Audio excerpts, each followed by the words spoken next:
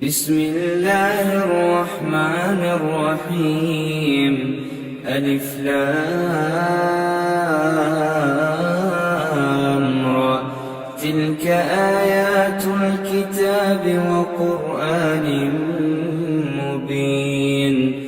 اللہ لوگ کوشش کرتے رہے ہیں، ان میں ایک بات یہ بھی ہے کہ مولا کریم مجھے سیدھا راستہ دکھلا، وہ ان لوگوں کا راستہ ہے جن پر تو نے انعام کیا۔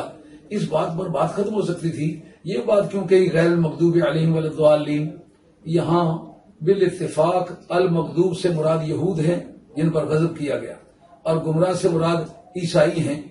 اب اجمال کی تفصیل یہ ایک الگ بحث ہے، اور عموم سے تخصیص یہ ایک الگ بحث ہے۔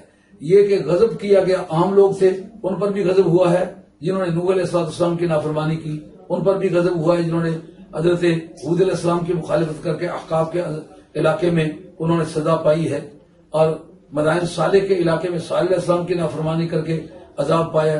یہ سب لوگ مغضوب تھے، لیکن ان میں سے سرکار دو عالم ہم الیہود، یہ ترمذی کی حدیث ہے کہ وہ صرف یہودی ہیں، اور لدوالین سے ساری دنیا بھر کے چھوٹے موٹے فاسق و فاجر سے لے کر بڑے سے بڑے گمراہ تک مراد لی جا سکتی تھی۔